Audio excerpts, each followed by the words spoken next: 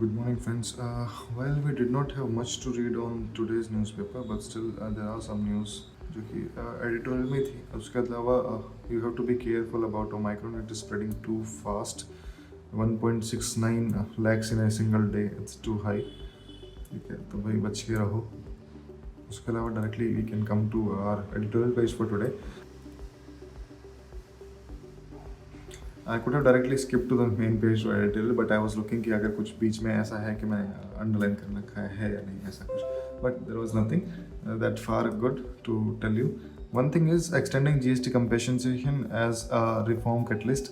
This topic is well read thing क्योंकि जब GST implement किया गया था तो उस टाइम पे, जो कि 2017 में इम्प्लीमेंट किया गया, तो उस टाइम पे ये सोचा गया था कि भाई जो भी दिक्कत होंगी इम्प्लीमेंटेशन करने में वो जो है उनको टैकल करना है with the support of state. तो पहली तो यही इशू था कि स्टेट्स की जो खुद की पावर है टैक्स लगाने की, तो स्टेट्स ने वो फॉरगो कर दी कि भाई ठीक है, हम अपनी जो मेरी टैक्स की पावर है, जो मैं टैक्स लगा सकता हूँ बहुत सारी चीज़ों में, I just forgoing it for the sake of harmonising the tax regime in India. So that was a good step from there. तो ये एक बहुत कोऑपरेटिव फेडरलिज्म वाली बात थी कि उन्होंने अपना चीज़ें ख़त्म कर दी. बट उनको फिर एक ही चीज़ चाहिए थी कि भाई जितना रेवेन्यू हमारे पास आता है, जो भी रेवेन्यू जनरेट होता है आज तक का, उससे फिर हमें ये ना हो कि हमें कोई घाटा हो, उस पर हमें कोई घाटा नहीं होना चाहिए.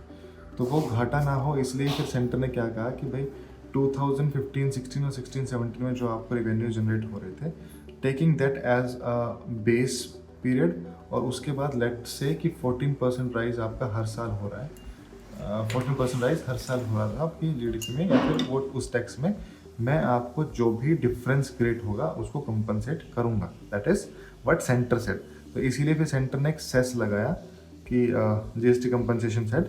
अब वो सेस क्या है, वो लगता है टोबैको प्रोडक्ट्स पे, ऑटोमोबाइल्स पे, कोल एंड सॉलिड फ्यूल्स और लिग्नाइट पे, या पान मसाला, या फिर एरेटेड वाटर्स पे. ठीक है, जो नॉन एसेंशियल चीज़ों में आती हैं उन पे ही लगाया वो सेस. अब इस सेस में हुआ क्या कि 2016-17, 17-18 में अच्छा खासा अमाउंट जनरेट हुआ. दैट वाज 17-18 में 21,000 करोड़ और 18-19 में 25,000 करोड़, जो कि मतलब इतना, उससे ज़्यादा हमारे पास बच गया. ये 21,000 करोड़ और 25,000 करोड़ ये बच गया, एक्सीड हो गया जितनी की ज़रूरत थी, वो जो डिफरेंस आ रहा था. ठीक है, तो मतलब सेस ने सारा काम कर दिया. तो सेस ने सेंटर की मदद करी ये सारा पे ऑफ करने में. लेकिन जैसे ही ये ऑनसेट हुआ कोविड-19 का, प्रॉब्लम इतनी बढ़ गई कि 3 लाख करोड़ इतना डेफिसिट हो गया कि जो सेंटर को स्टेट को देना चाहिए.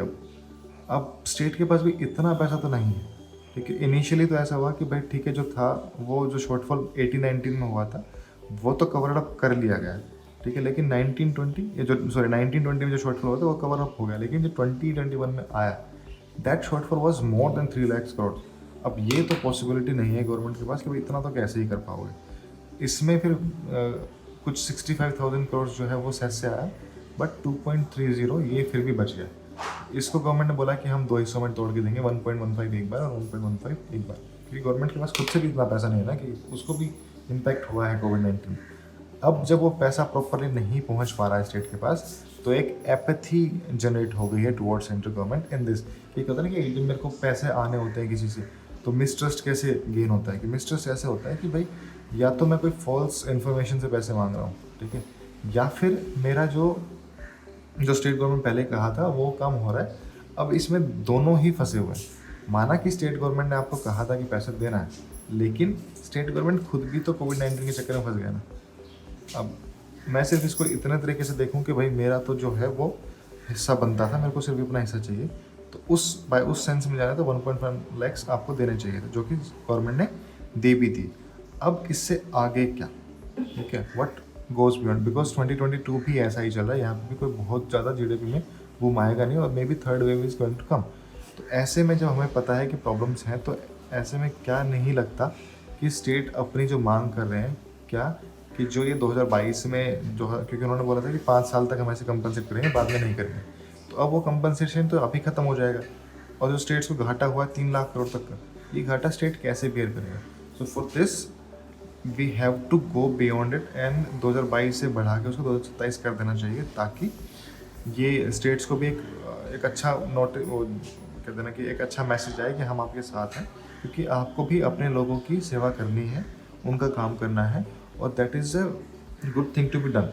ठीक है कि भाई आपको, मैं प्रॉपरली एक कोऑपरेटिव फेडरलिज्म की भावना के साथ में काम कर रहा हूँ, ताकि आप भी अपना काम अच्छे से कर सको ग्राउंड लेवल पे, क्योंकि उनको भी फिर स्टेट में जो फाइनेंस पहुंचता है वो वहाँ से डिस्ट्रीब्यूट होता है उनकी पंचायतों को, जो ग्राम सभाएं हैं वहाँ पे। तो ग्राम सभा में तभी पैसा पहुँच पाएगा जब यहाँ से स्टेट के पास पहुँच पाएगा, और जैसे ही ग्राम सभा के पास पैसा पहुँच पाएगा तो आई होप कि आज ना कल इस तरीके से वहाँ पे जनसभा की या जन मांग ऐसी बनेगी कि वहाँ पे आज पे छोटे छोटे हॉस्पिटल तो एटलीस्ट होने चाहिए, प्राइमरी हेल्थ सेंटर्स तो वहाँ पे हो ही है, वो ग्राम सभाओं का काम है, बट उसके लिए पैसा वहाँ पे पहुँचना इंपॉर्टेंट है। मोरलेस ये भी इसमें इस आर्टिकल में समझाया है कि भाई 5%, 12%, 18% और 28% जो है वो अभी भी थोड़ा सा मिसकम्युनिकेशन क्रिएट करता है, वो कॉम्प्लिकेटेड कर देता है टेक्स्ट को, तो उसमें भी थोड़े से चेंजेस आने बाकी हैं। अभी ये भी है कि बहुत सारे लोगों को जो लाइवलीहुड्स है वो खतरे में है फ़िलहाल के टाइम पे, तो उस चीज़ को हमें थोड़ा सा देखना पड़ेगा। And it is a kind of good read. इसमें थोड़ी बहुत चीज़ें मैंने अपने आइडियाज़ बोल दिए कि भाई ग्राम सभाओं में कैसा चीज़ चाहिए या क्या नहीं चाहिए, but when you read this, it's written by former director of National Institute of Public Finance and policy member. He was also a member of 14th Finance Commission. So he is presently Chief Economic Advisor of Brickwork Rating. तो एक बहुत अच्छे तरीके से उन्होंने articulate करके चीज़ें समझाने की कोशिश की है, और it's a good read to go and you should be, because इसका क्वेश्चन बन सकता है। GST is a big part, big thing that we have moved on to one nation, one tax regime, और उसमें अगर इशू आती है तो स्टेट को भी दिक्कत होगी, सेंटर को भी दिक्कत होगी, एंड स्टेट सेंटर को अगर दिक्कत होगी तो हमारे फेडरल स्ट्रक्चर को प्रॉब्लम हो रही है, and then it becomes a part of a governance system की में लैप्स आ सकते हैं। बिकॉज मेनली तो सरकारें ऐसे ही चलती है, लेकिन चलती किससे हैं? चलती सारी चीज़ें पैसे से हैं। जब दोनों के पास ही पैसे की प्रॉब्लम आ जाएगी, या फिर स्टेट के पास पैसे की प्रॉब्लम आ जाएगी, सेंटर उसको नहीं दे पाएगा, तो प्रॉब्लम बहुत ज़्यादा एग्रीवेट हो जाएगी, क्योंकि स्टेट के पास पैसा नहीं पहुँचेगा तो उनकी जनता के पास भी आगे जो वेलफेयर स्कीम्स हैं उनका बेनिफिट नहीं पहुंच पाएगा, और जब लोगों के पास बेनिफिट नहीं पहुंच पाएगा तो मास रेवोल्यूशन हो सकते हैं, नॉट रेवोल्यूशन, मास रेजिस्टेंस कह सकते हैं आप, कि भाई हियर एंड देयर चीज़ें हो सकती हैं, वो हो सकती हैं, and that is what we have to think of कि ऐसा ना हो। So we have to compensate things now कि भाई कैसे आगे बढ़ना चाहिए इसमें।